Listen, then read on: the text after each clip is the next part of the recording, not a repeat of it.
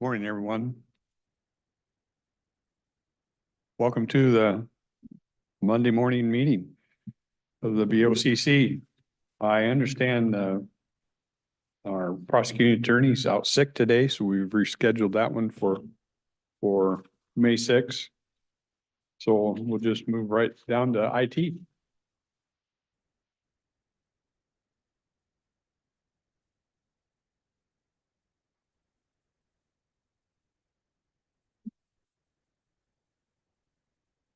Morning.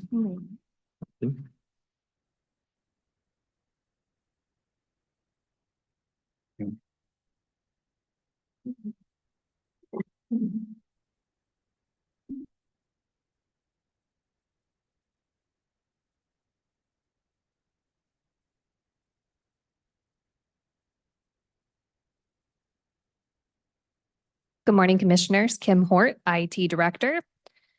Before you today is an agenda of an update in regards to some cybersecurity. Every month, we perform a phishing campaign where we test our users to ensure that they're aware of, phishing campaigns and such. We did have an uptick of clickers this last month. So in the report and in the appendix graphs, you can see that they were less favorable this month. Just to kind of show our email gateway, there is Appendix B showing the number of email threats and the volume of emails that we receive as a county as a whole. We do have like a 30-day span of time where over that time we had over 130,000 emails, and of those, there were 68 threats.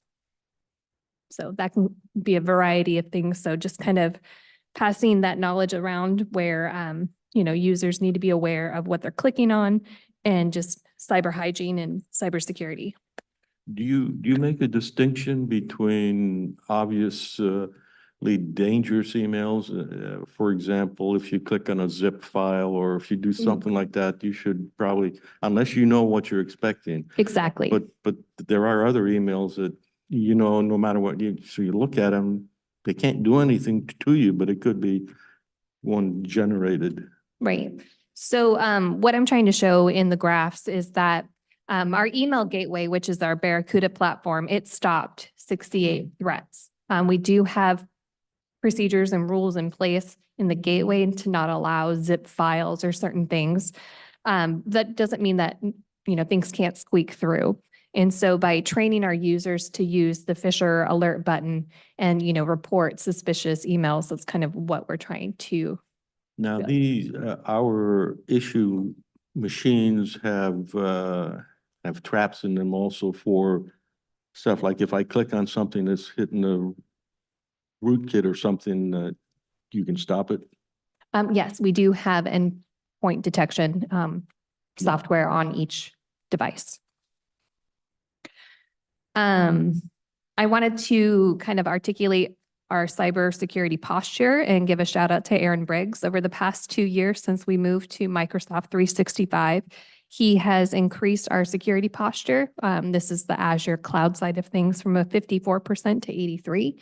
And he continues to take that into consideration. And like, for example, the external email little indicator on your emails that come in, just like a little identifier that it's external. By having that turned on, it increases our security posture score. So I just wanted to acknowledge his success there. In this case, 54%, meaning you sent out phishing expedition, and 54. Okay. No, this is our posture overall through like Azure and Microsoft 365. So in the cloud, this is our security posture score based off of Microsoft standards. So this is just another area where we can improve our security procedures and policies. Yeah, I'm looking for how does that hook into security? What is posture? Posture, it could be a variable things.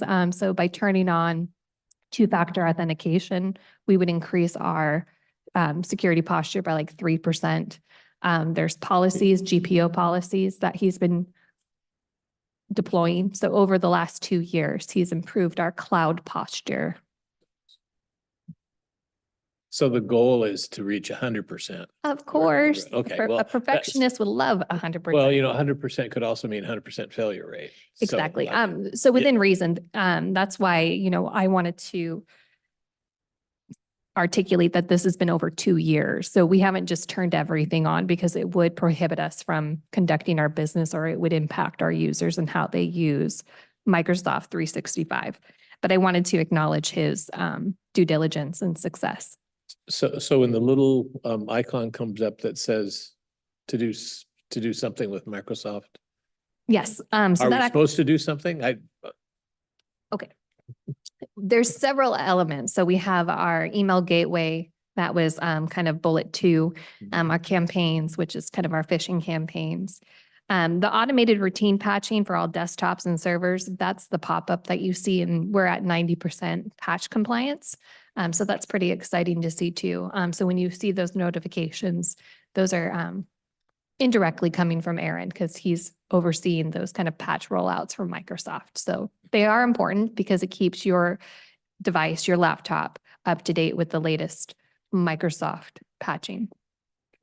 I'm trying to look for the tie into actual security. So if you got the score up to 100%, would that mean that you shut down all machines, or would that mean that no one could possibly have caused us a problem in security?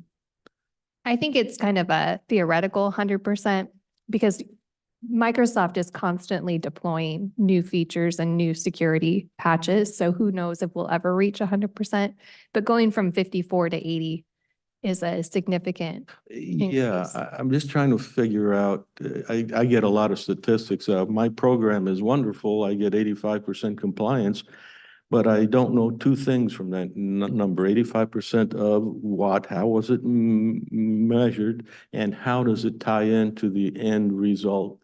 And the other one is,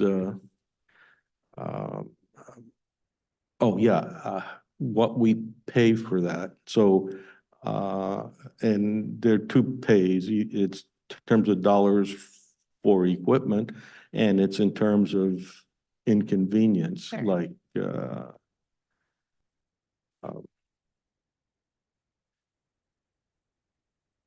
it's like if we put McAfee on our, or whatever it is on our laptops, it slows everything down. Is that a good trade-off or not? I suspect it is, but I don't know. Right. What I can do is I'll ask Aaron to kind of compile what the overall measure is. And then this is all part of our enterprise G3 licensing. So as we pay, we get those patches through Microsoft. So there are inconveniences, or there's additional security measures like our 2-factor authentication, that has additional costs because of licensing there. But I understand what you're saying, like, what is the benefit of getting to 100% versus the convenience, and how does that impact our users Yeah. day to day? So we understand that. That's why Aaron hasn't been just flipping all Another the switches way on. of asking that is, to get to 100%, how much do we have to pay? Okay.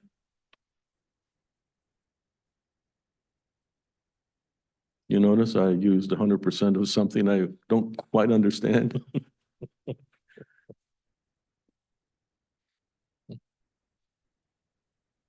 Being it's Microsoft scale, they're probably the only ones that understand. Well, that's always the danger, because I can tell you lots of stories, but to get the last insect out of your house is going to be really tough. I think it's a wonderful term for the folks we're trying to hire to oversee our PeopleSoft mythics. Yeah, In terms of, we can't understand it, we just hope they get it right. yeah, that's, we must be very careful of self-fulfilling promises, if you will. Yeah, I think we understand. Which I think PeopleSoft was full of, right? Yeah, I'm sorry. PeopleSoft was full of that. Oh, well, tendency. yes, of course, yes. Let's not go there. At least not go there without a pocket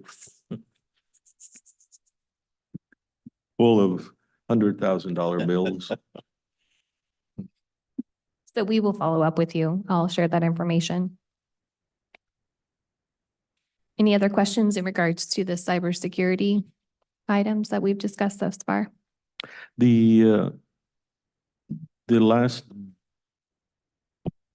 bullet there, that's when we receive Mhm. the notice that we will get.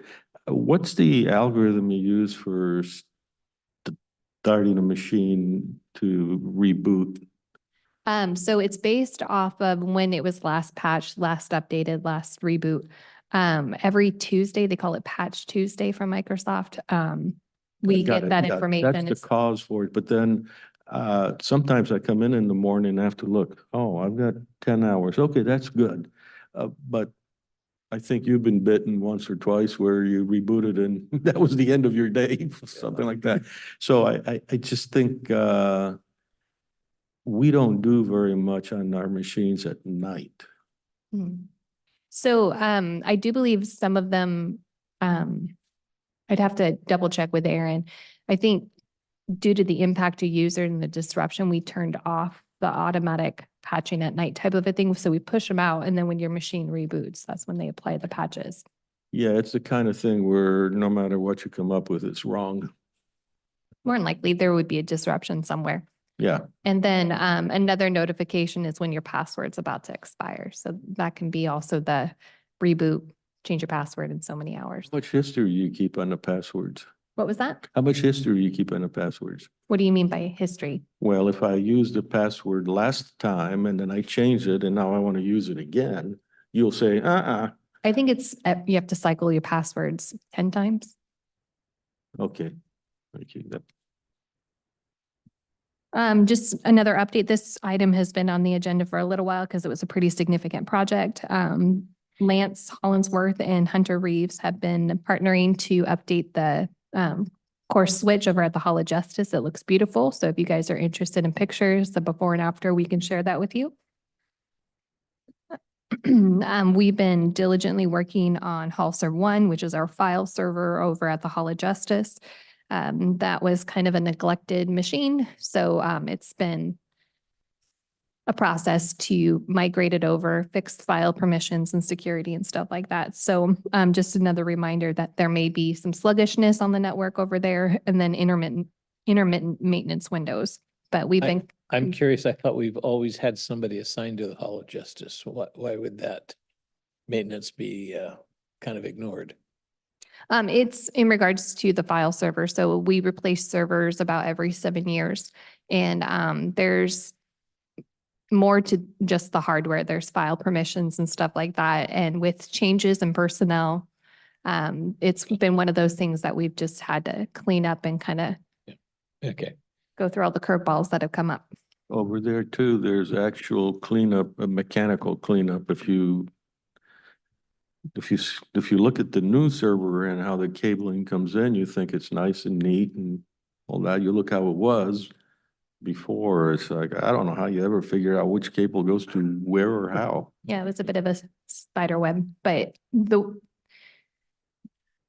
it's looking like a server room. Let's just put it that That's way. right, yeah. And so just having the personnel and the leadership and stuff to make that kind of change and taking grant opportunities. It's nice to see the team have something professional looking, and that accomplishment is worth recognizing in our little agenda here. We are also deploying little UPSs. They're not little, they're kind of heavy and big, but for uninterrupted power supply. So we are looking at our key infrastructure. So if we were to have a power outage in the building, this is the battery that kind of carries us over until the generator kicks on. So then we don't lose our operation services. I'll ask the question that I've asked before and I can't remember the answer. The diesel generator that's up front, how often does that get exercised? That's a facilities maintenance. Yeah. I don't so- know so the answer to that. You don't get involved with that at all? And is that powering everything in the building or just some of the circuits? Some of the circuits. I'm encouraging facilities to do a power audit for the Hall of Justice.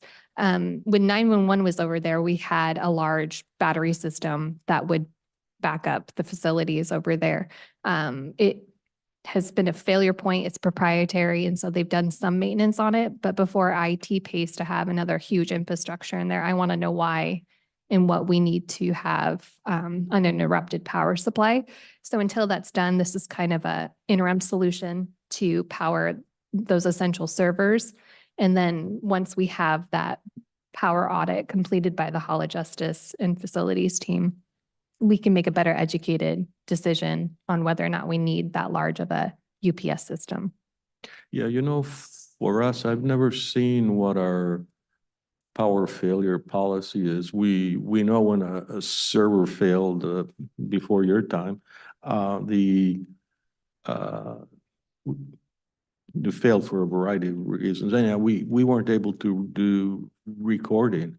So closing of escrow was a problem and so forth.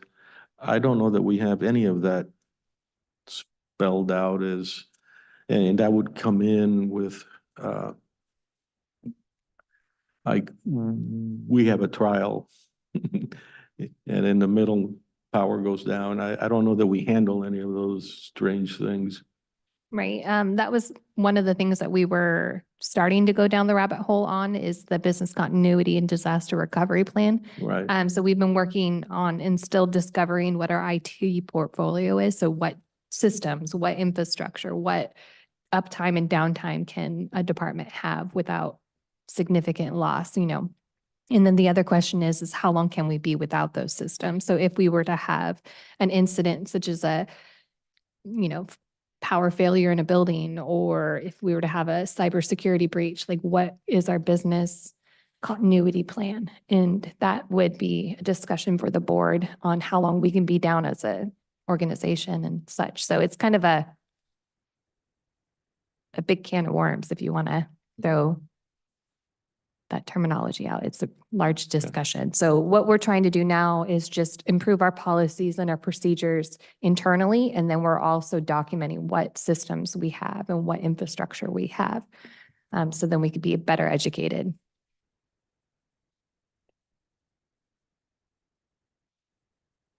Anything else in regards to the server room updates?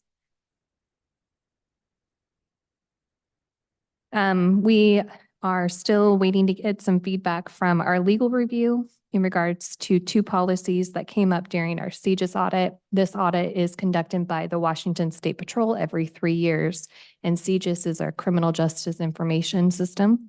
So we're looking at a use of technology policy and user account policy. I've shared that with the Board of Commissioners administrative staff and got some good feedback from Kelly. And then now those policies are sitting with legal. Is this the user account policy? Is that also tied into discrimination between, say, the PA's office and public works? No, it's not classifying like the permissions or the, Retention or anything? That's not in there. no, this is more so like the actual user account. So when we have a consultant or when we have a terminated employee or people with elevated privileges, like that kind of user account definition and how we maintain and how frequent we audit those accounts. So. Later today during the agenda review meeting is that 10 o'clock? There's a couple of agenda items for building security and the desktop rollout. So other items that will not be discussed is the IT assessment. I have been working with Kelly and Travis, getting him access to email and stuff like that. It's my understanding that his office is completely furnished in the sense of like a laptop and docking station. We just need some clarification on if he needs a phone and stuff like that, county phone, like a Cisco. You'll be taking the corner there? That's my understanding, yes. Yeah. Have you seen that one in there? I Rick? don't believe I have. It's got its own bathroom. Oh, It's a primo office. It's actually Is a that Clyde's old office? Mhm. Clive's old office. And then I've been meeting with Travis. Last week, we had a 3-hour meeting, kind of going over current projects, personnel, just culture, where we're at on some tasks and stuff like that. And then I've been sharing that information, projects and stuff like that with Mike, so he can pick up and run when I'm out of the office next week.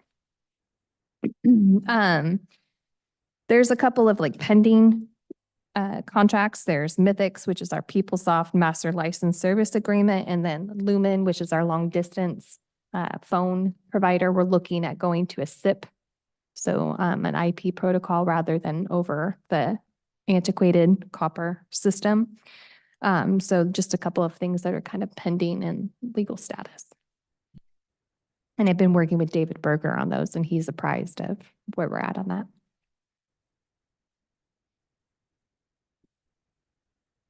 Talk to us a little bit about the desktop, laptop rollout. You want to talk about it now, or do you want me to Oh, save that you for the want to 10 do it at o'clock? 10? It's up to you. We'll do it at the time that you were prepared to. What is Lumen? Lumen is our telephone provider, so like long distance local calling, so CenturyLink. I don't, I'm not, sorry, not CenturyLink, but Lumen is like our VoIP, our telephone system provider. so we have a voice over IP internally. Mhm. And that's a new system, and this is to get outside of here? Mhm. Yeah. And what kind of dollars are we looking at that? So I don't have the numbers in front of me, but Kristen Young did a phenomenal job going through all of our Avaya phone Yeah, system and billing and stuff like that. And even though we're on the new Cisco product, we still have these services provided by Lumen. So what this would allow us to do is no longer have the cost for long distance calling, because we would be going to the newer SIP trunk rather than a T1, which is copper. Like, okay, so for that, I would expect to see the cost of the past and the cost moving into the future. and so we are meeting with the purchasing department to kind of articulate that, because they oversee like the billing side of things, and are defining that cost benefit, because it does take quite a bit of their time to go through the billing and the even the new Cisco system to allocate those charges. And by removing those long distance charges, because we'll be going to a newer technology, we'll be saving, it's about a wash of $100 a month. But we're working together to articulate no, that. It's not just on my plate. So if there's more information that you want on that, I'll let them know. Yeah, I'm not sure. I'm getting lost in my head into where the technology will be, because right now we don't need a switching engine like class 5 central office switch if we're all on voice over IP, which I know we are internally, but not externally. So I was just daydreaming. I said, when do we go away from those monstrous cross connect switches?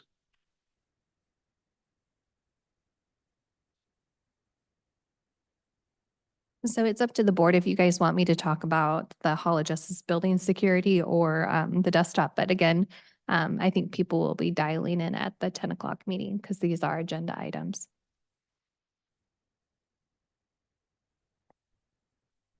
Anything we forget here, we can pick up in the next hour, right? Works for me. I'll be around. Any questions or? Thank you. I appreciate that. These are all really interesting items, so it's a good report. Thanks. Thank you, Kim.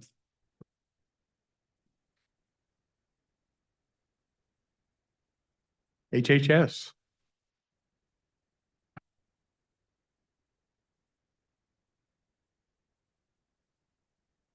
Oh, I have to apologize to you, Jane. I've used up all my questions.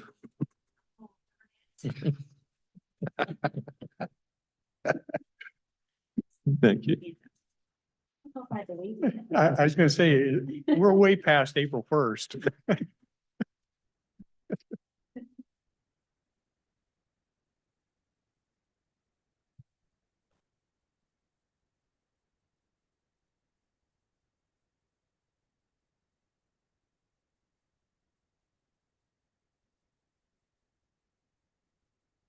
Hey, good morning. Gina James, Health and Human Services. I brought just a couple update type things today. The first item is the opioid settlement funds. So I just brought an overview as we've been continuously learning more about the settlement funding that comes down and the payments get issued. We'll try to update the information that we have.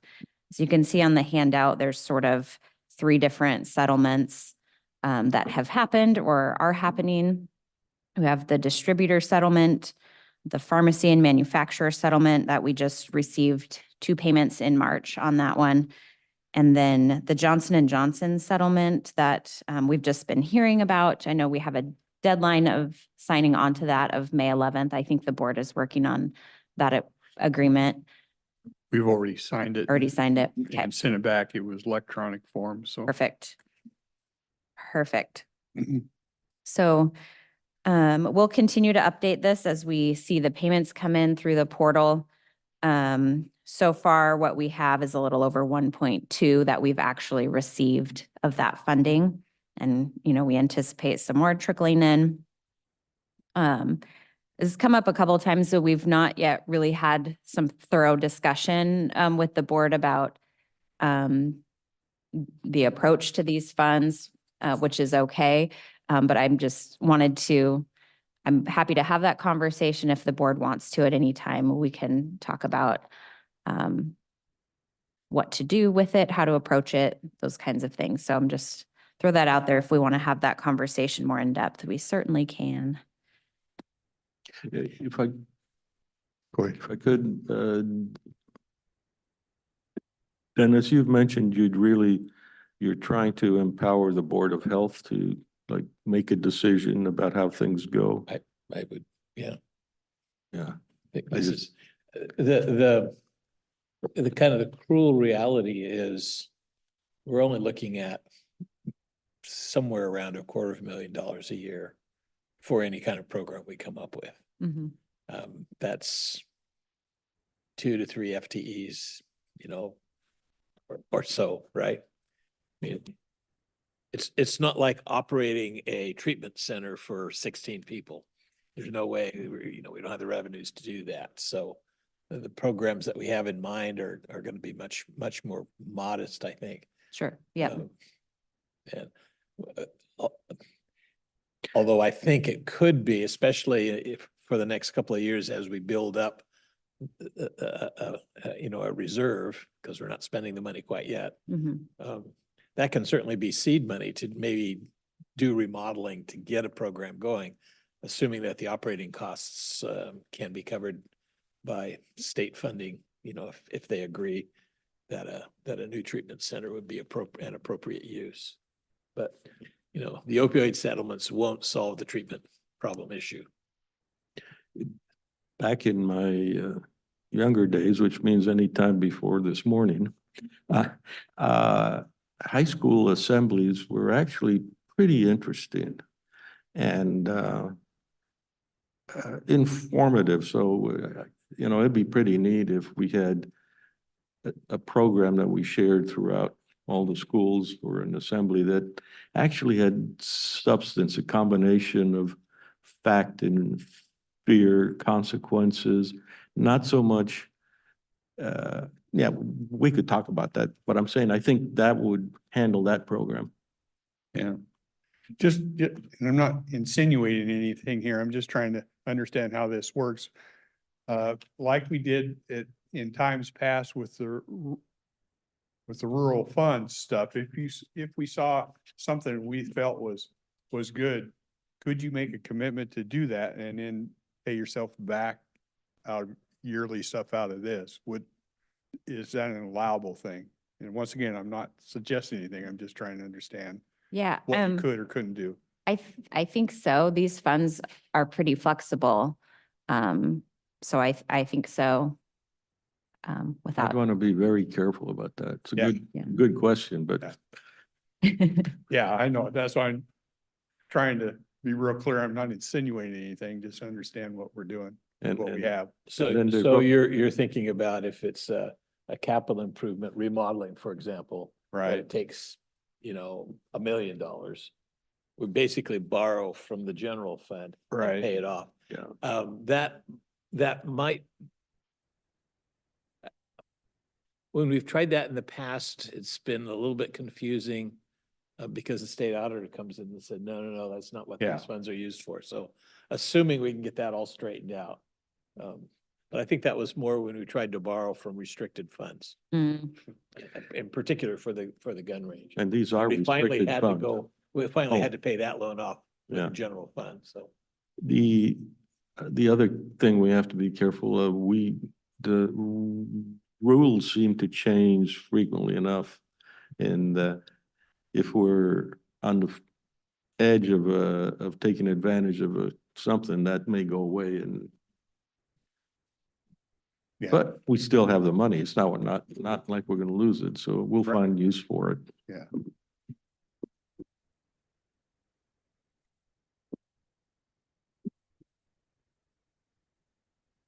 We don't really know what the Johnson and Johnson will do. I think, what was the total, 60 million or something like that? And if it follows the same deal, we get 1.7% of 60 million. That's just a guesstimate, yeah. and that's a lump sum. That's not a 17-year deal. I get them mixed up, but it could be.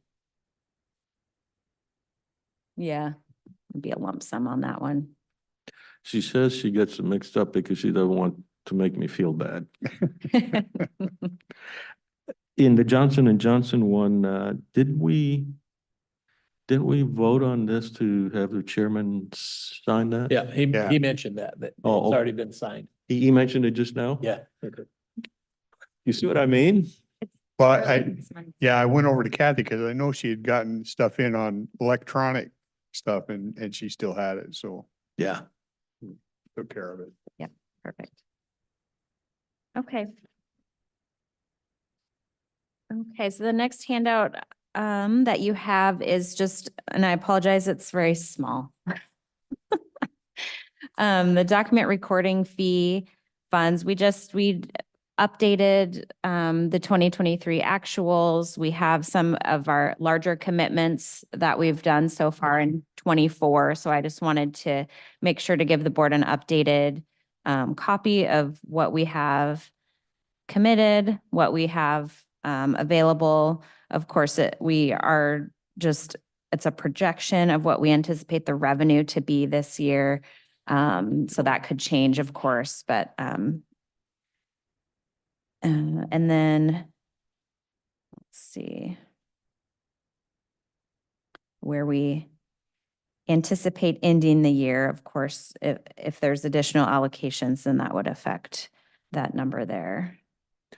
So the 2025 projected is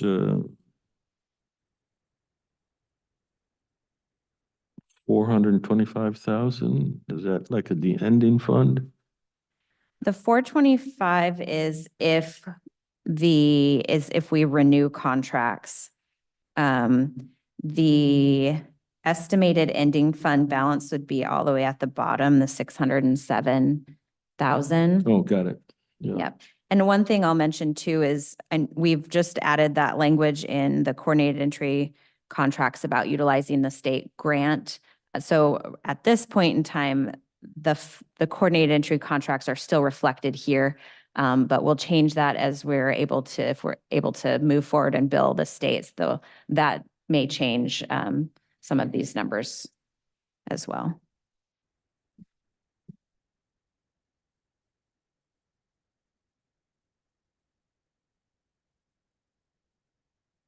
It's really pretty fluid because there's a lot of things that could, I mean, if Longview makes a decision to disband, then that 175 Mhm. estimate goes away. I mean, we don't, if these contracts change, those can change. So That can change, the revenue can change.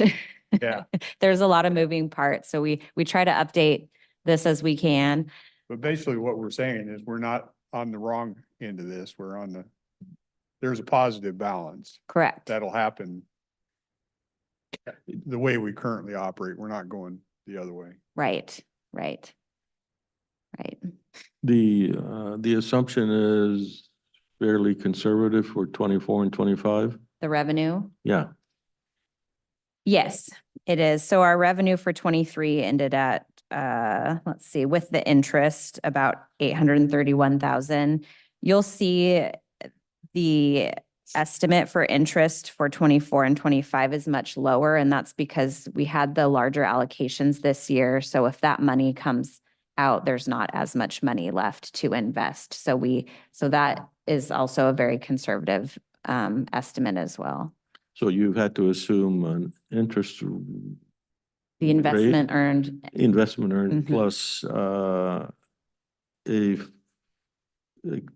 a continuation of doc recording fees. Mhm. Did you straight line it out? Did you dip it? It takes me a while before I can.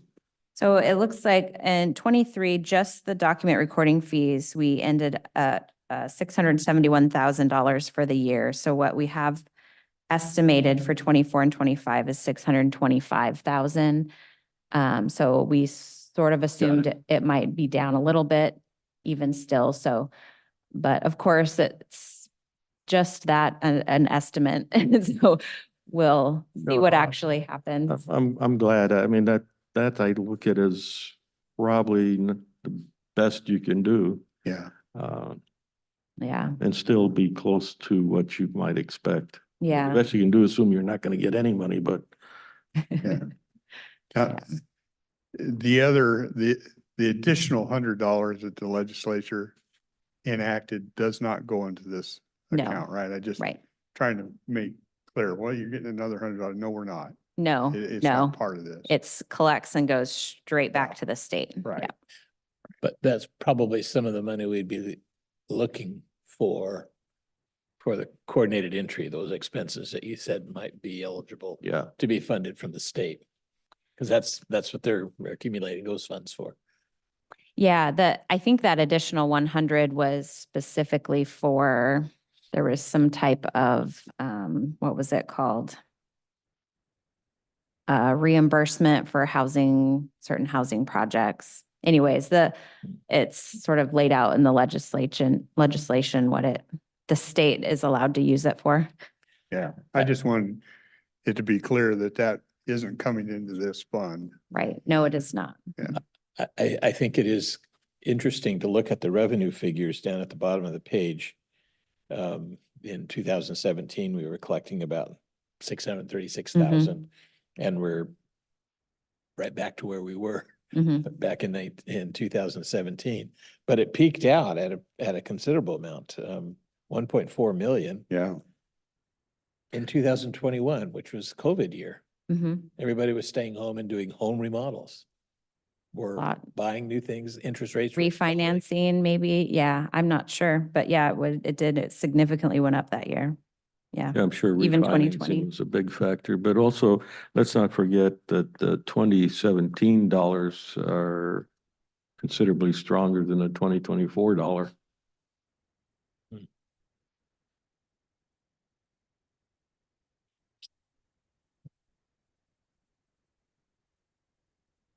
Okay.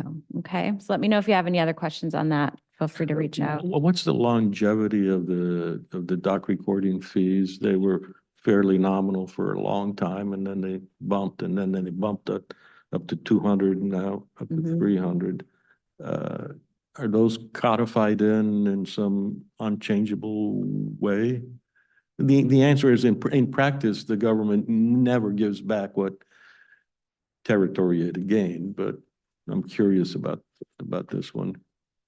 Well, I don't think it says reflective of inflation as the sales tax is. Sales tax always goes up. No matter what the economy is doing. It's just very bizarre. Oh, yeah, Very no, I'm rare. thinking, But the document recording fee is subject to the legislature's whims. that's So what they I'm can change it asking. every Mhm. year, and Yeah. they kind of have been. They kind of have been, yeah. Yeah. They've been adding additional. And of course, if you're in a much wealthier county like King County, where $1 million goes for the purchase of a home, $300. No, it's a down payment. It's Yeah. not much of a Yeah. burden. Yeah. And I don't think any of them have a timeline on them. I don't think it's, this will be in place for 20 years. I don't think I've seen any of that language in there. That's just been added. This actually along the lines of what you're thinking is really kind of interesting, because in a scenario where the price of housing goes down, the weird things, the doc recording fee becomes more expensive, but the price of housing went down, means your payments are going to be more affordable, so you're going to spend it anyhow. I'm not sure how I'd look at that. Well, and then we go back to the original legislation that requires counties to come up with a plan. And the original language was a plan to end homelessness. Mhm. That went away after the first 5 years, right? Yes, it's different. Now you have to address homelessness. And that's what we choose to call it, to address homelessness. I think using the term end homelessness was a tough one to try to take from the state and carry forward locally. So we chose to use the term address homelessness for our plan. Of the total doc recording fees, what is Longview's portion sort of typically? And I know typically has almost no meaning at all here. Let's see. So in 23, Longview's portion was 131,000. We have, Oh, there we go, sorry. we have budgeted for 24 and 25, 175,000. So when I look at the ending fund balance, all of that has been subtracted out, assuming that Longview continues. Mhm.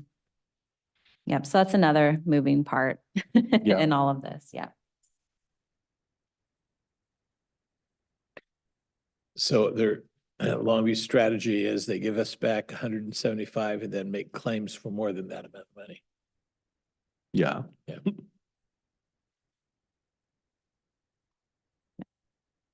Okay.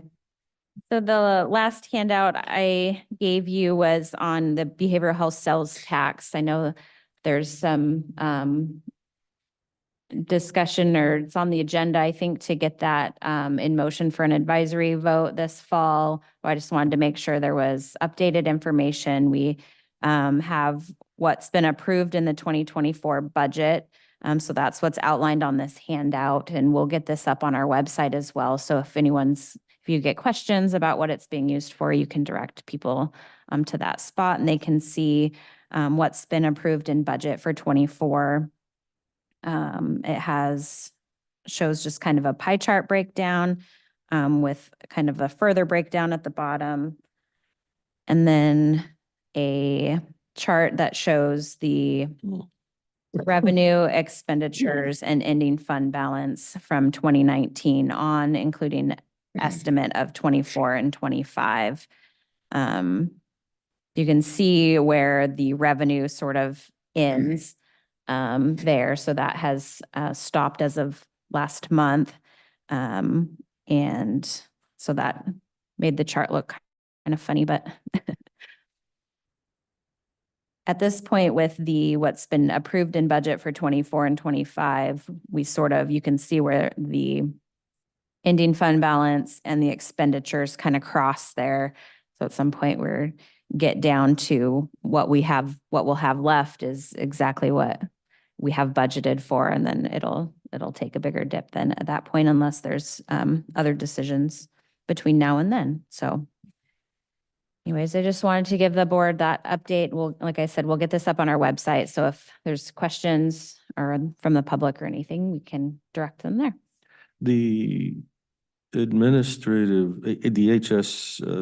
administration, that seems pretty low compared to the total amount of money, but there are administering fees all the way through, and then it's hard to define administration in some of these programs. Yeah, and a lot of it is processing invoices, sending the funding to the departments that are approved Right. for this funding. It's, my time having these conversations with the board, that kind of thing. So that piece is always going up and down depending on the year and the amount of activity with these funds, if we have a lot of work going on or not a lot. So it just varies a little bit. Everything that is of the behavioral health tax comes through your office. So if I go traveling and it's a behavioral health thing, you would take a look at the invoice.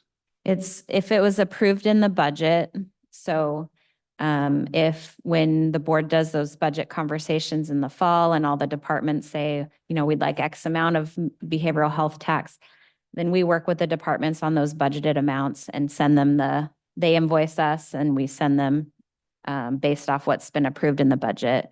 So if you were approved to do wherever training with this Yeah. funding, yes, then we would reimburse for that expense. It's a reimbursement process, so you're dealing with it every month, right? Yeah.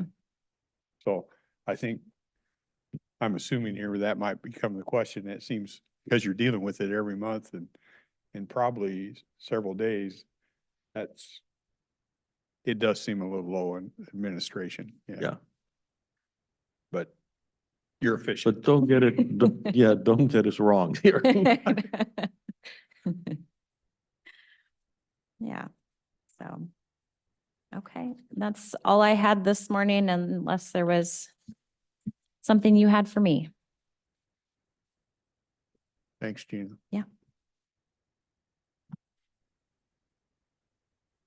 Oh, Gina, I did have a phone conversation with somebody in the community who is affiliated with funeral and burial services. And they mentioned how difficult it is for them to obtain a death certificate on Fridays for weekend services. Because the office is closed. Since that's kind of an automatic process, all they're doing is getting a copy of a document that's already basically on the file in the system. Is there a way to kind of open that up for, people downloading documents from home, assuming they've paid? So they don't need to go into the office, since it's, we're going automated for so many different documents.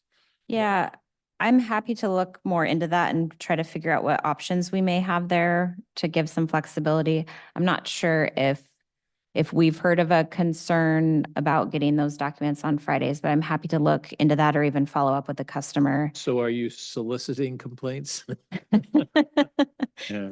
No. Sure you'll get them if, I mean, Yeah, funeral home directors are just really sensitive about, Yeah. for whatever reason, Fridays comes and the family's got a service on, or they have cremation, or there's some deadline over the weekend and they Yeah. can't get that death certificate, and it's, there's a certain amount of emotional upset that they have to deal with.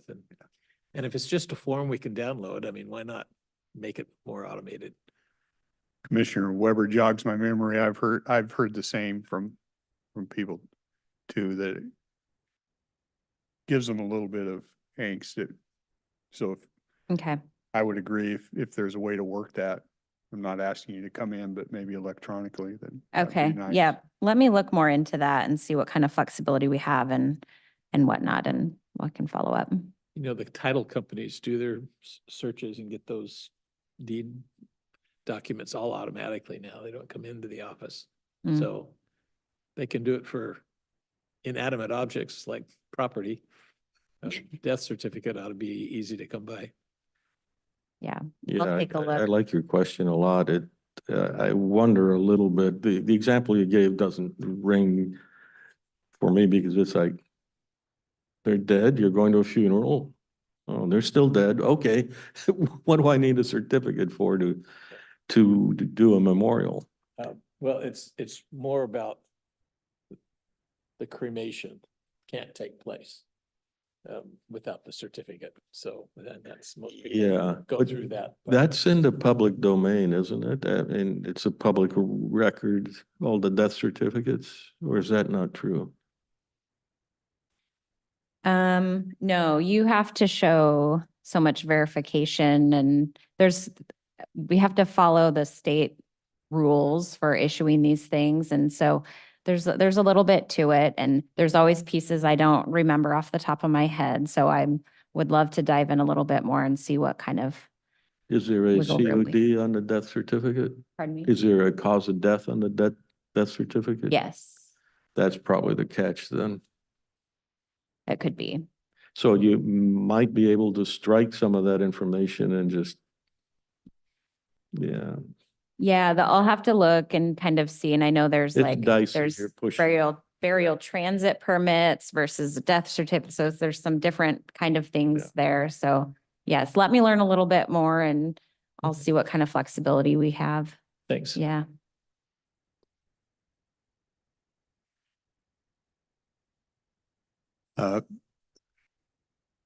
Miscellaneous, you're first on the deal for agenda review. So, but I got a miscellaneous I'll run through real quick and then we can, since you're here, we'll head into that.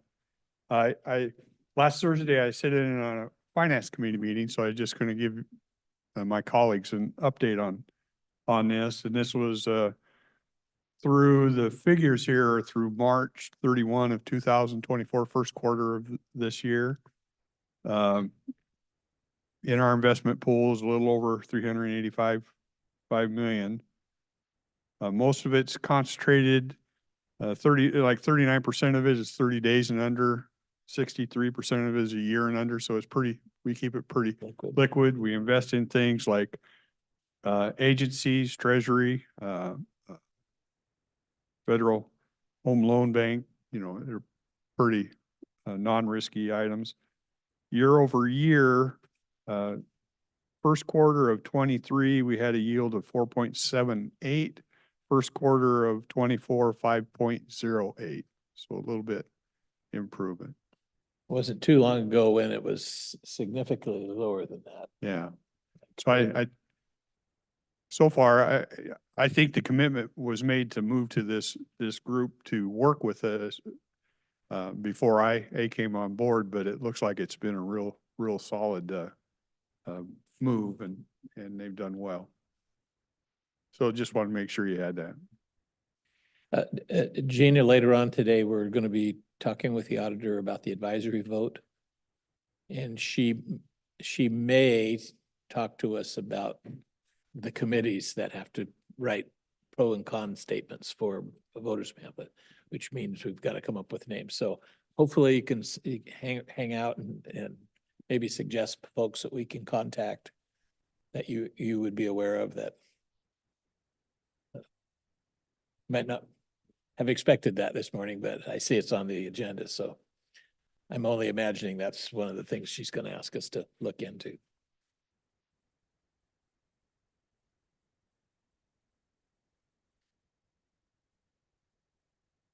Any other miscellaneous? We got just a couple minutes. So I do want to let the board know that on Thursday, I attended the Spirit Lake Collaborative meeting, and one of the issues came up was the interest of the Department of Ecology in coming down and doing a tour of the Lower Toutle project hosted by Jim Mallett. And I would strongly encourage that we also show up, or some of us show up, just actually for a couple of things. Eyes on that project, because it seems to have morphed a little bit from our original look, but also getting a chance to connect with some of those ecology bureaucrats that we like to badmouth. But I think that would be very useful for us to improve contact, especially if our role as a county increases to being much more involved with that floodplain by design, making sure that the watershed is looked at as a whole rather than tiny projects, which is what's happening right now. But anyway, that meeting, I believe, is on the 1st of May. So look at your schedules if you're interested in doing that. It would be, I think, helpful. Is it open to the public? I I would think so. I don't know if it's closed.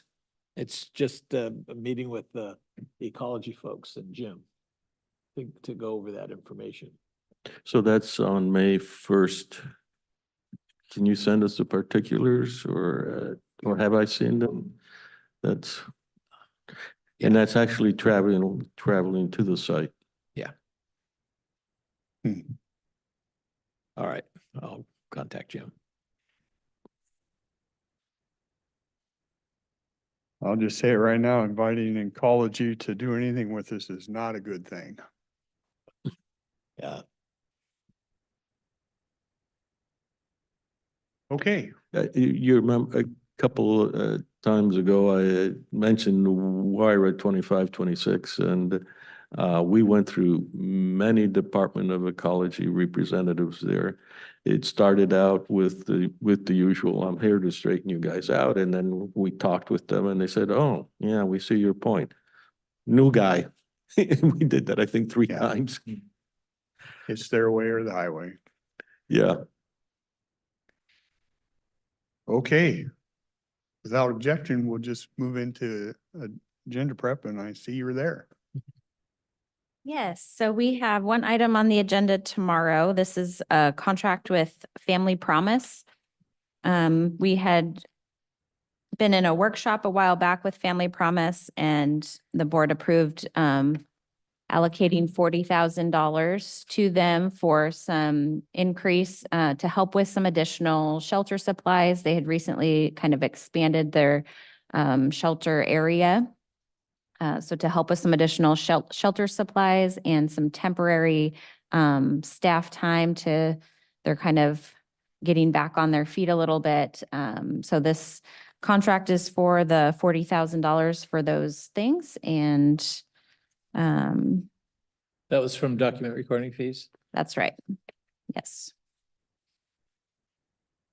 Do you know, Gina, if they're, I remember the workshop, are they gonna be in and kind of show what that money did for them last time? Do you know if they plan on showing up?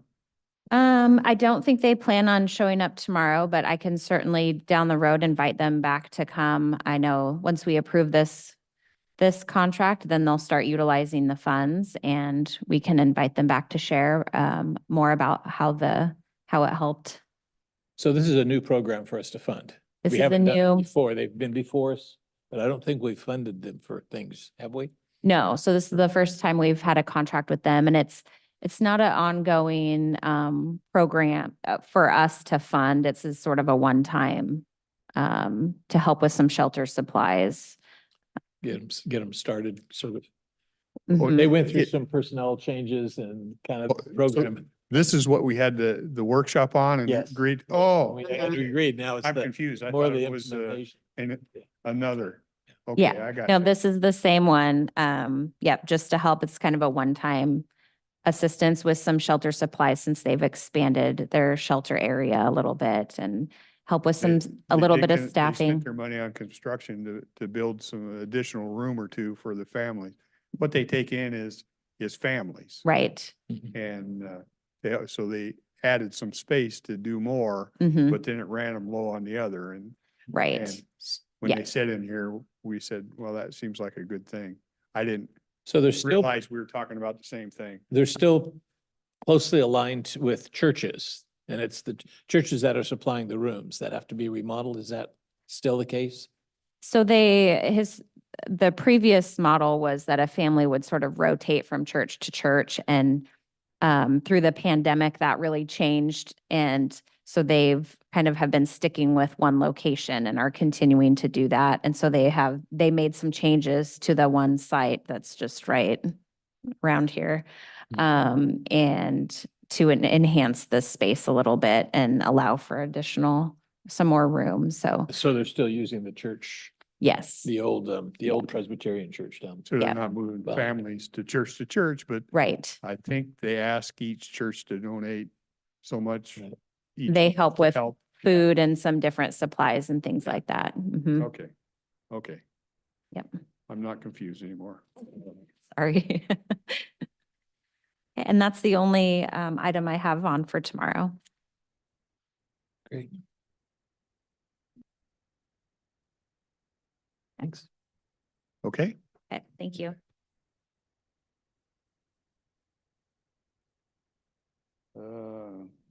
IT, Cam.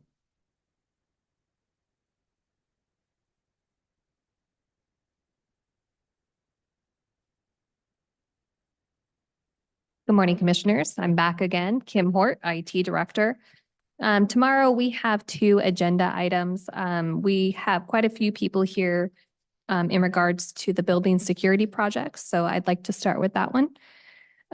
This is an addendum to a vendor that we've been using for kind of small intermittent building security needs, such as elections, getting additional security cameras in their lobby. Judge Basher and I, we accomplished getting a grant through AOC, and there was a 40% match approved by the board last year for this year's budget.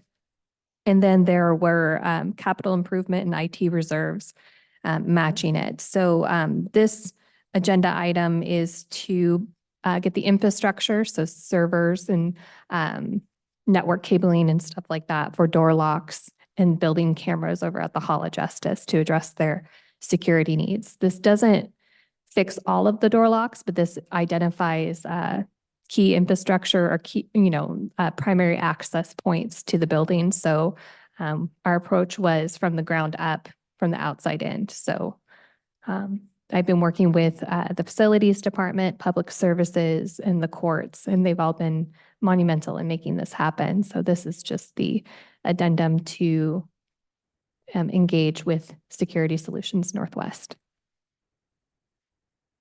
I just have a pretty simple comment.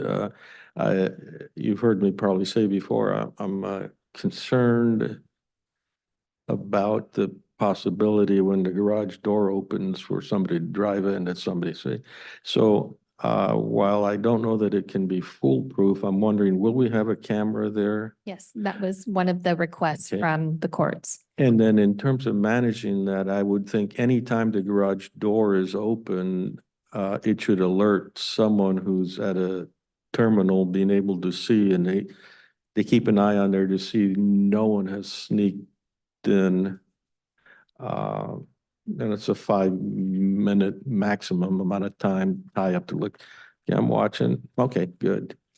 It's with any kind of security camera. We do have individuals like in the sheriff's office that have the security cameras up on their screen for visibility. But as to what a practice will be, those are things that the internal services group has been talking about. Like, how are we going to maintain who's going to be watching, who's going to be rolling Yeah, things out? I'm just suggesting there should be an alarm that when that door opens, Like a notification. you pay a notification, you pay attention to it, because that is a vulnerability there that I'm actually surprised that it hasn't been exercised. Understood. And again, that's one of the main concerns from the judges that park their vehicles down there. Either that, or we could make all the judges ride a motorcycle. Only the cool ones. We make So a team. I'm going to tease you, an alarm like if you get into the museum after hours. Ooh.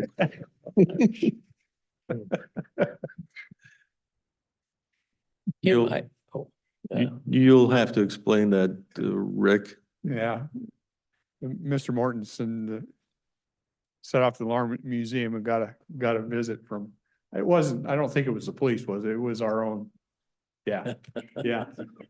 So we had to give him a bad time about that. Yeah, the museum had been closed, but I didn't know that. So I walk up the door, I push the door, I go in, and pretty dark in here, and I'm looking around thinking something strange. My hearing cannot hear the high frequency of the alarm, which is way in the back. So I poke around a little bit. At some point I say, this isn't right. So I'm cautiously looking in places to see if I'm going to find a body. And I didn't find anything, and I started to walk out of the building just in time for Will Testad to say, I got you red-handed again. And it just turned out the door didn't latch when it was last closed. I latched it. Kim, you mentioned that part of the financing for the security system is coming from IT reserves. Is that typically what we use the IT reserve for? This is for the infrastructure, so this is like the server portion of it. So yes, that can be. Server portion? Mhm. Okay. And we treat, if I were a department and I wanted to buy a special piece of software, that would be billed to my department. In this case, this is actually viewed as a common good. Yeah, an shared by enterprise. Everybody. Mhm. Yes. It's a project we've talked about a while. It's certainly needed over there. It's just Mhm. one of the long list of projects needed over there, but it's certainly needed. Mhm. And again, a good portion of the funds, a little under $120,000 are AOC grant funded. So we're doing our due diligence to, use up those funds and then use county match and investments from our funds. The only other thing, and I think it applies to this, didn't we have to ladder it a little bit because we ran into some fire code issues, or am I thinking about a different one?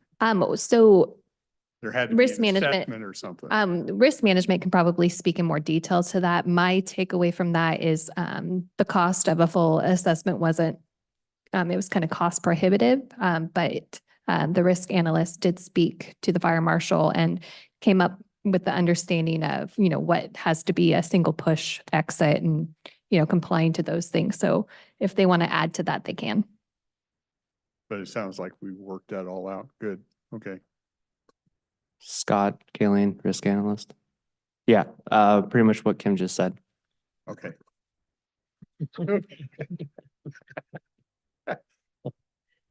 We nailed it. Look Yeah. at that. Okay. Well, we do appreciate brevity, don't we? Yeah. Thank you, Kim. No problem. Any other questions on that one? Great. And again, thank you for your support in attending. I appreciate it. The next item I have is for our annual desktop laptop replacement. This is something that we do every 5 years where we replace assets that have reached their warranty end date. So this is the maximum time that these devices are warranted.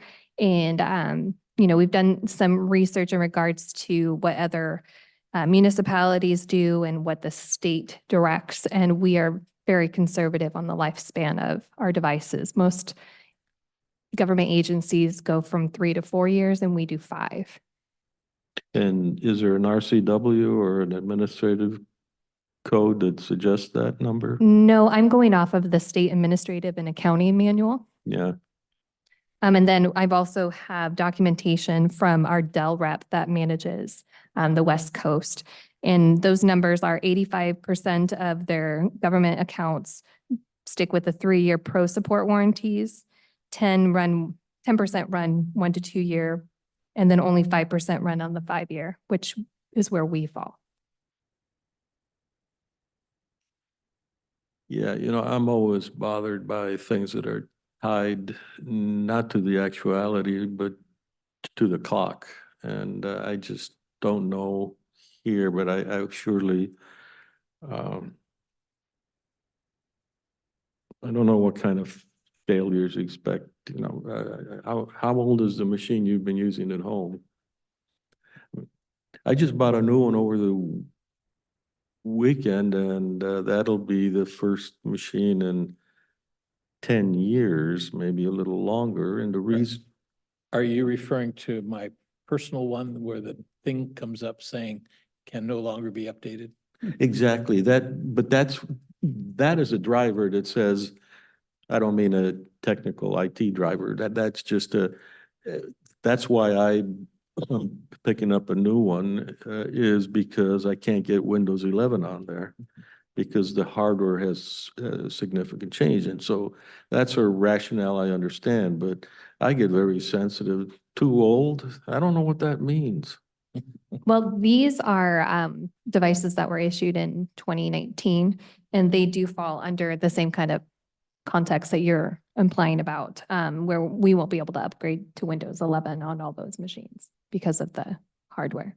Yeah, I know I've discussed this here in the past, and was under the impression from the answers I got that a majority of the hardware we have on premise today is Windows 11 capable. I could be misspeaking, but it was my understanding that this is the last rollout year where these devices are not. Yeah, I'm just anxious to stop automatic replacements unless we have good cause for it. And it's always a balance between how much effort is it to maintain and how much effort is it to bring, or how much cost is to maintain and bring it over. In the motor pool, we do that now by checking what the repair costs are. At some point, you know, you just not worth continuing to repair the vehicle. And I'm hoping that we can get there on IT at some point where, and I realize that that may be a little blasphemous. It's just, I'm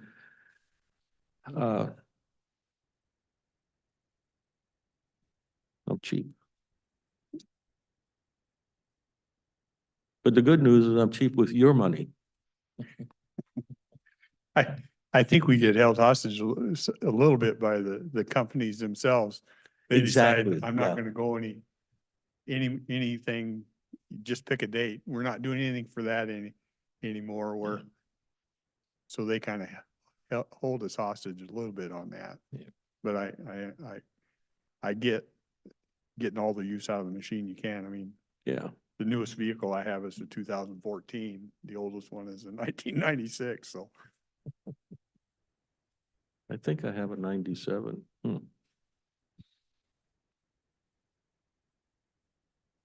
All I know is my Apple IIe doesn't work anymore, so.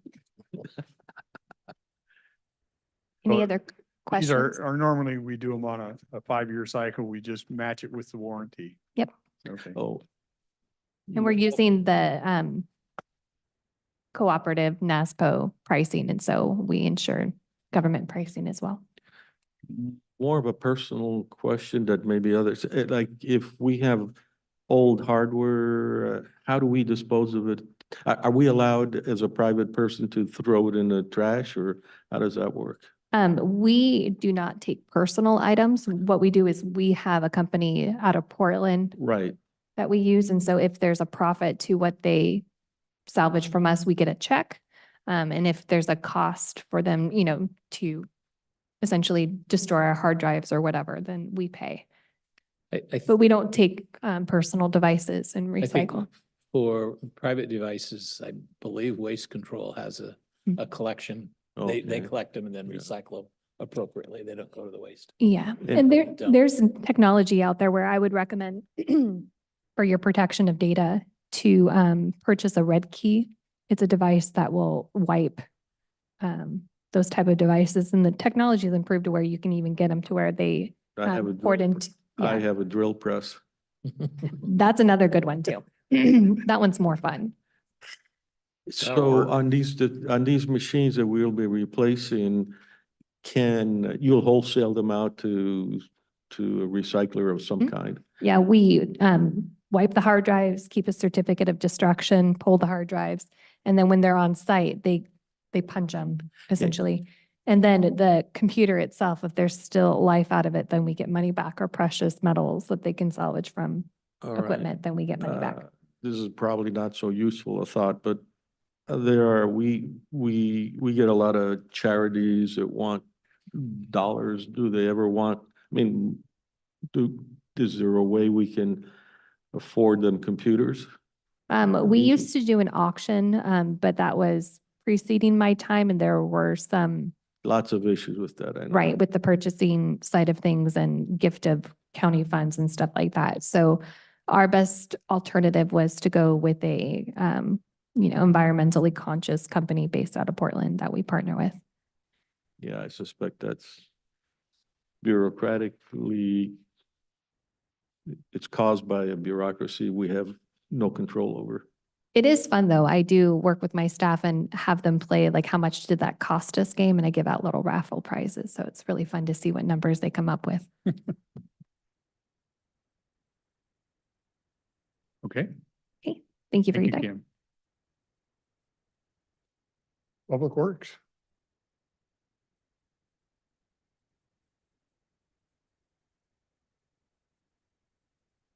Guess we'd have nothing there.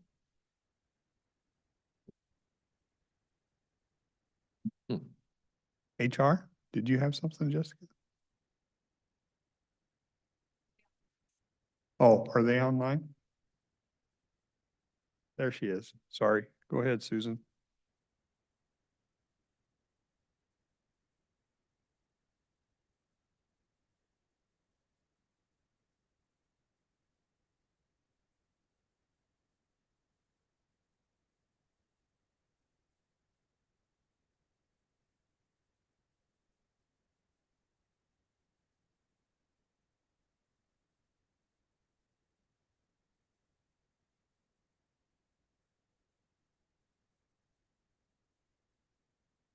You having trouble?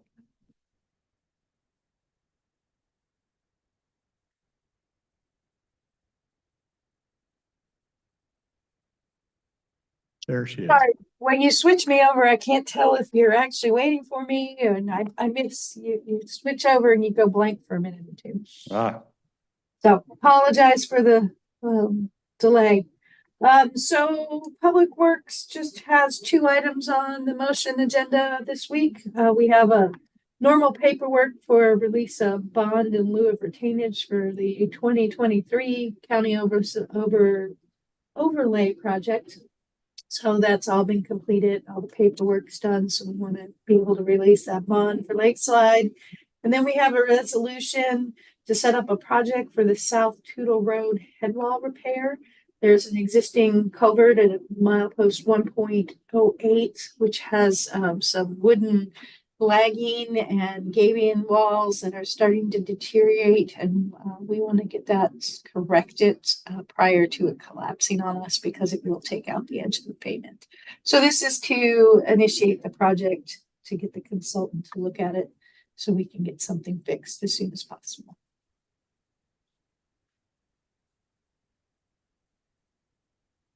okay. Anything on either of those? Looks pretty straightforward. Thank you. Thank you. Susan, I did have one question before you, before you get off. The Tower Road Bridge, when is the main span, when is it getting finished or opened up? So we are planning on going out to bid for that in September. So once that goes out to bid, we'll start working. It could be, I don't know the exact construction schedule, but I will be bringing an update. We should be getting 60% plans actually that since you asked this week, and I'll be able to give you a better idea in the next couple of weeks what our construction plan will be. Thanks.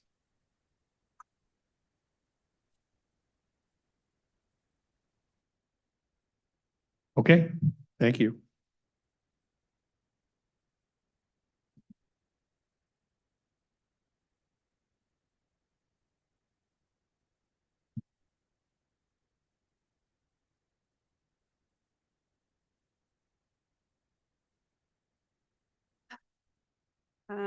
Last contract from the 2023 year is on the agenda tomorrow for our Corrections Officers Guild. The agreement is a 3-year collective bargaining agreement from January 1st, 2024 to December 31st, 2026. The agreement covers 42 corrections officer employees. The main change to this contract is the cost of living increases. 2024 is a 10% increase, 2025, 6%, 2026, 4%. And then one more financial change is an increase to their shift differentials for graveyard hours from 60 cents to 75 cents. Along with these changes, there's other language changes, including language limiting the use of comp time to reduce the number of last-minute forced overtime situations, as well as language protecting new officers from being forced during their training days. Updates to leave language to reflect changes to the state leave program, as well as language allowing the department to approve unpaid leave prior to hire. And then language to allow the county to make future changes to insurance programs. If I remember correctly, we had the discussion on strategies to try to attract more workers, more applications, and we don't have too many union agreements that went up 10%, but that was, I think, in line with the fact that it's been so difficult to get the employees and kind of separating the wages from other types of private employment that you're losing workers to. So, Yeah, that's a major factor along with, this is one of our interest arbitration groups. So we have to keep up with our comparables. Otherwise, the route is to go through interest arbitration and then the arbitrator decides what our Yeah. wages are. I know some of the comparables have risen quite steeply. I mean, we've had that conversation. Yeah, That- double digit so it was- increases. You want to it was 10, 6, and 4. 10, 6, 4.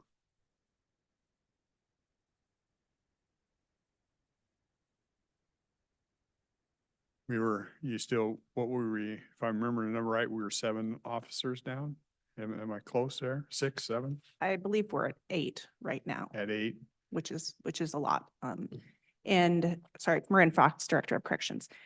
We are behind right now, Lewis County as well as Clark. And even with this increase, Clark will still be paying about $4 more an hour. So in our industry, we are seeing increased numbers, as Jessica said, in the double digits. It's becoming very common because we're all having a really hard time recruiting. So in previous meeting, I spoke about the number of applications we're getting. It used to be around 30 a month. We're getting 5 right now if we're lucky. And that's, it's making it very, very difficult to fill positions. We touched on that just a hair the last time you were in, because I had posed the question, or is there not kids that want to get into this field? And you'd answered, when you usually go over to college, you'd have a class full. The last time you were over there, you had 4 kids. That's right. So for whatever reason, it doesn't seem to be an industry where they're banging at the doors to get in right now. I don't think very many kids say, can't wait to grow up and work at a jail. But the reason people do it is often because it has, when I that wasn't my plan, but it paid well enough that it made me consider working in that kind of environment. And I think we've fallen behind on that. And so it's been really tough. It's a tough environment for staff to work in. It's high stress, and you give up your weekends, your evenings, your holidays with family. And then in addition, dealing with inmates that treat you poorly and really can be assaultive. So I think it's these increases are necessary, although it's uncommon to see them. Is there a point where you say we're behind 8 officers now? Is there a point where you say, okay, I can't take any more inmates because I don't have coverage? We would have to, if we're not able to get out of the woods on this, we would have to look at probably some pretty significant booking restrictions or something to bring our minimum staffing levels down. We're able to bring on 4 temps. So we're going to cover 4 positions with temps, which should help during the summer, but we really need to get some hiring done. So in addition to the positions off, we are also dealing with FMLA. And I'm sure Jessica's talked about with the Washington FMLA change, that has really dramatically increased the number of people we have off, taking that time off as well. So that's another pressure point. And what's the lag time? I know when the sheriff hires or the city hires police officers, there's a lag time because there's academy requirements. What are the requirements? So our background is the same as law enforcement, a full background, polygraph, psych, physical, all of that. If you do it at the breakneck speed, you might 2.5 months, and that would be like with nothing going wrong. And then we have a 10-week academy that they're required to go to within the first year of employment, but we're at the mercy of the state on that. And is that academy available online, or do they have to go away for 10 weeks? Yes, they're actually starting at Clark County Academy. They've done this for law enforcement, so they're starting to do regional ones. So we have an employee starting at the Clark County Academy next month. But we can have them working before they go to the academy, which is not the same for law enforcement. Well, the other thing that's always tough is that the minimum staffing means an awful lot of overtime. Right, and forced overtime as Yeah, well. forced overtime, Yeah. exactly.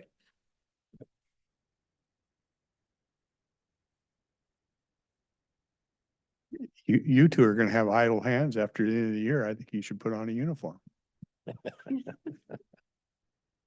I was thinking of applying.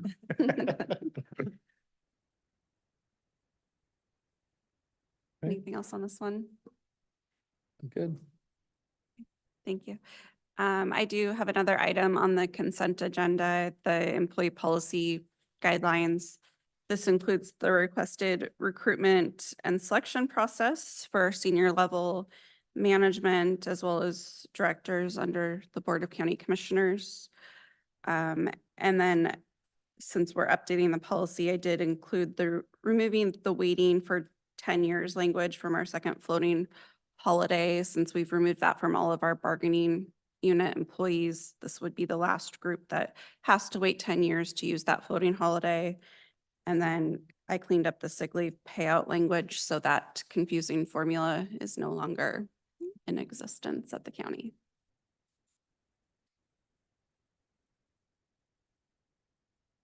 Okay.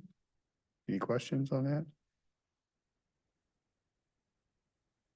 Actually, it's kind of an interesting, that last change on the payout for certainly as long as I've been here, that was handled a certain way, and then we got sued, I guess is the right word, for our interpretation that was consistent with the past. And it was just classic of treating the county as, well, you got big pockets, you can afford it. Mhm. Did that irritate me? You better believe it did. Yeah, the language was for PERS 1 employees, and there was a specific formula we used to allow our PERS 1 employees to receive the maximum amount of their sick leave for their retirement. And that language was used in a different way. So we had to go through some processes with the union. But now we no longer have PERS 1 employees. We have one that's retiring this year, I believe, or within the next couple of years, and then we no longer have PERS 1 employees. So.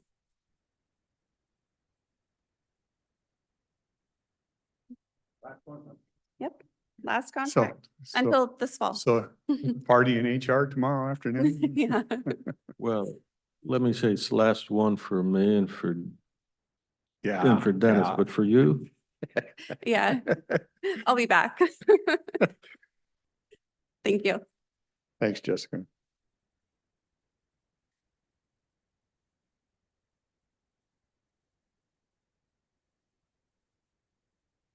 Building and planning.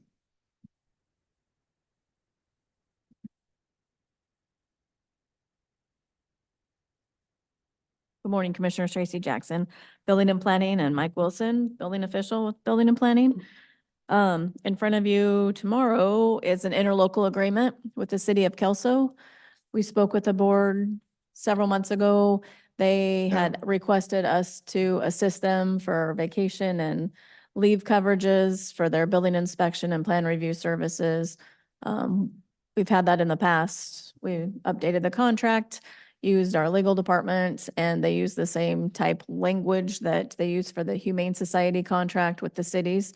So there was a, who has the risk when we're doing the inspections and plan review, and we got all that ironed out, so it's in front of you tomorrow. We're just kind of an on-call. We can, right to refuse if we don't have the services to do, but we are planning on helping them out. And and it goes both ways if No, we're it's tight? just them requesting our services.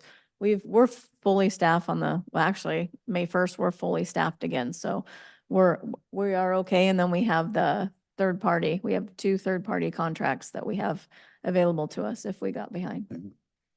Interesting on sitting at Kelso council meeting last Tuesday, I think it was, they talked about this, and they used to have it with the city of Longview. And for whatever reason, city of Longview doesn't want to do that anymore. So we're providing the backup for them, which I don't really have any problem with. We do a It's lot of great interlocals, community yeah. outreach for our end too, so yeah. You want to say anything? So, does that require your staff to be facile with the Kelso standards? It's the same building code, statewide. It's just a statewide code, but It's the building side, not the planning. Planning is they Right. can have different rules and regs. we have a little bit of latitude on the building codes, don't we? Yes. Yes, under the building code, building officials authorized to render interpretation. Insofar as the familiarity of the jurisdiction, our staff knows the city, their staff knows the county generally. I think there's a pretty good consistency between the two. I don't anticipate there to be any obstacles. Yeah, I would hope not. So, yeah. How do you get paid? It's our hours that we've worked and we just bill them and they pay us. You build them actual hours Yes. and actual cost per hour. It's a loaded number, including our overhead. Yeah. Mhm. Didn't this come with a number not to exceed, I think, I want to say 350? It's $90 an hour for whatever services we provide to them. Okay, there's Yeah. no top end. We weren't utilized a lot the last time. Yeah, It's just mainly for vacation coverages. So their process doesn't stop over there. They're kind of a one-man show. that's exactly what they said too. They Yeah. got one guy and just can't be there all the time. Well, in Longview, the gentleman that used to work at Longview went to Kelso, so and we're very familiar with him. He used to work here too, so we've all worked together. So we'll just continue that relationship. And you've got the capacity to handle that? Yes. Yes, our staff is present. They pass through Kelso on their way to wherever else. Excellent, excellent. Then I expect to see the time delays in our department go down, right? We are working on that, yes.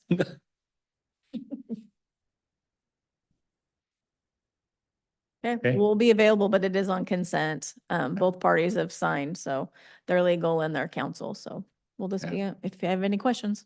Okay, thanks. Thank you. Tracy. Mhm.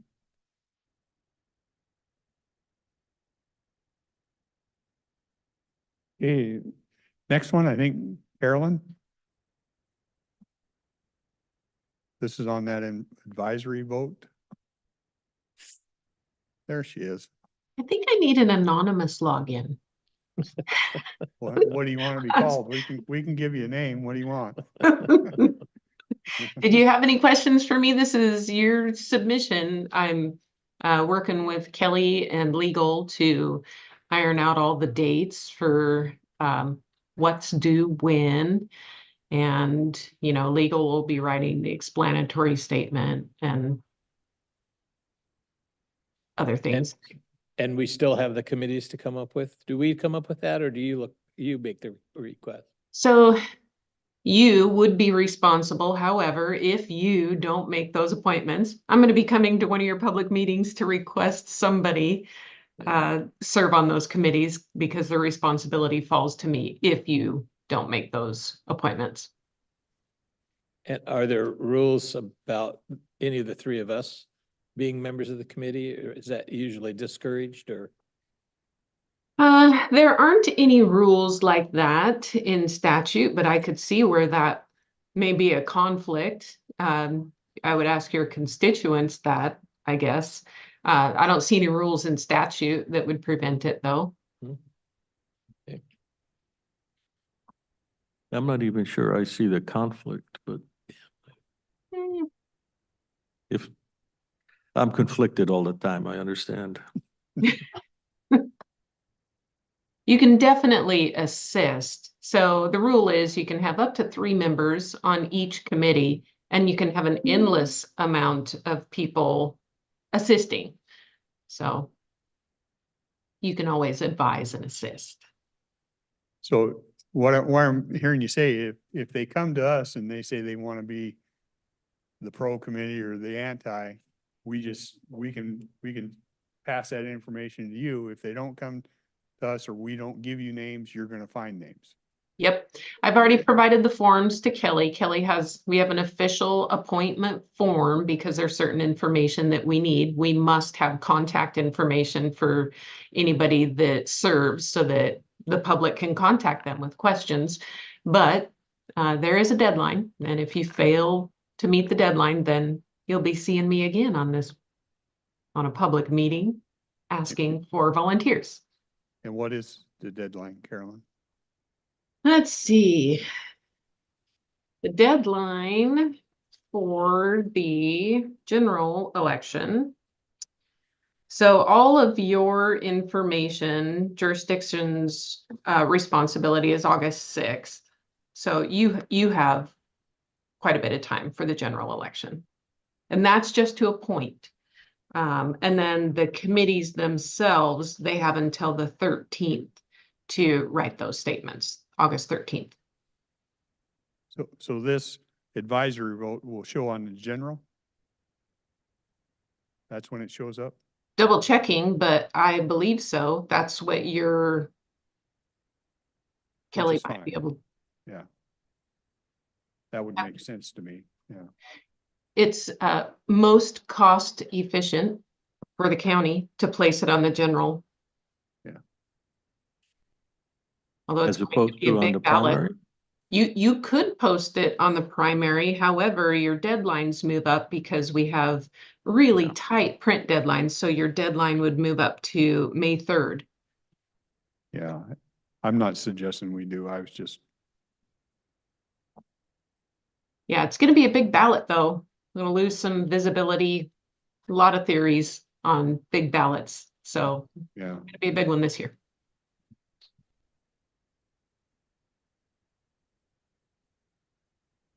Okay. So I'm working with Kelly and legal on this, and I'm certain she'll loop you in as you need. This is on the agenda tomorrow. It might generate some questions, some interest, so I'll be there. I'll give you some time to just kind of explain that. Okay. Okay, perfect. Thank you.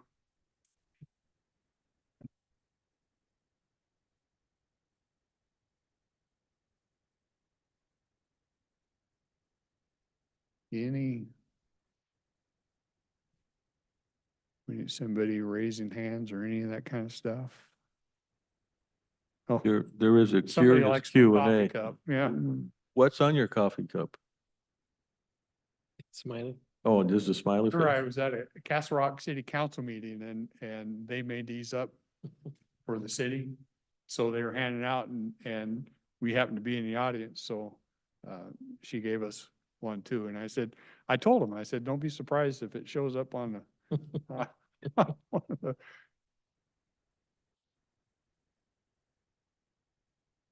Okay, I didn't see anything else. You gentlemen have anything else? Jessica, do we have anything?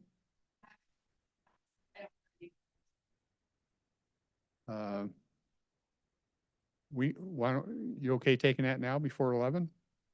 I'm good with that. Yeah, let's do that. So could just make you sit there for 15 minutes.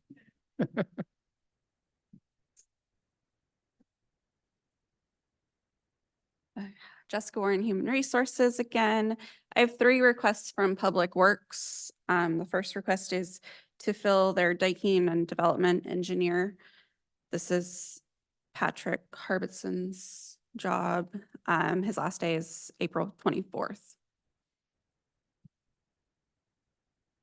Last time they said something, they were, I thought the communication was they were gonna look at how to maybe restructure. Am I wrong there? They were, I'm trying to remember. I don't really, Susan's on too. yeah. So what we said was we were gonna update the job description and make sure that it was current and meeting our needs, which is, we've done that, which is why we didn't come immediately.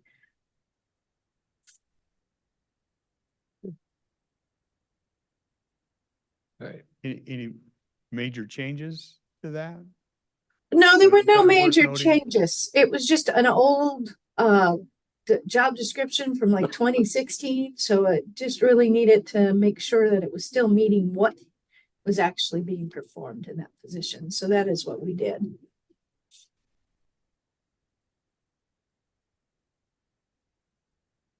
Great, good. Looks like we're all good with that. Thank you. Second request is they have a currently budgeted position for a stormwater utility engineer 3. This had been posted previously, but it hasn't been filled. And they would like to change that and repost it as a civil utilities engineer 3. As to who again, please? Civil utilities engineer Oh. 3.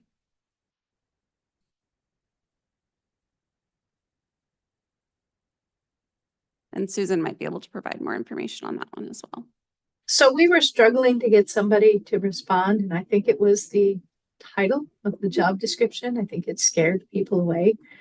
So we did this in conjunction with the other position. We took those two job descriptions and made sure that they covered all of what those two positions are actually been doing.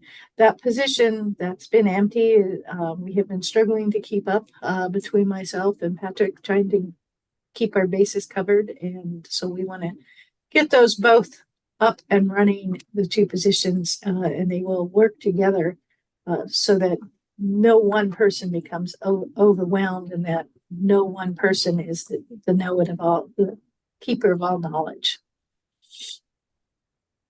So Susan, is there a possibility of promotions from within for either one of these positions? Not right now, no, because we currently have 3 engineers on staff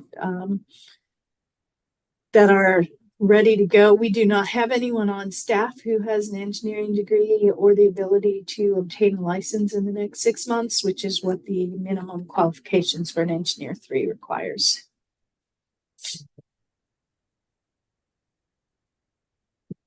So we're looking for the same basic function. We're just dressing up the title that sounds a little better. Yes. Yes. Gotcha. Okay.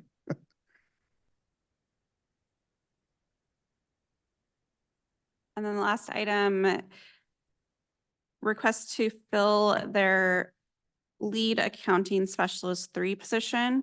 This was discussed during contract negotiations and the department's now ready to fill it. It's not a new position necessarily. It's just reclassifying one of their accounting specialist 3s into a lead. Yeah. I think we did some of that. Was that part of some restructure to give you some help? Was that kind of in that? That was part of it, but this is more on the accounting side. The Right. person was the administrative assistant to give me some more assistance, making So her a we- lead. So we kind of took a little bit out of that and then made this lead position. I'm Mhm. just trying to recall. Yeah, Yeah, now they're going to have a lead admin assistant and a lead accounting yeah, specialist. okay. That it? Yep, that's all. Thank you. No executive sessions, no nothing? No. We're all good? Mhm. Okay, thank you. Right. So we can leave. We can adjourn? I don't know. Oh, I thought Kathy might have something, but no. Yes, sir. I didn't see any hands. I think we are adjourned unless you gentlemen have something. I brought mine up.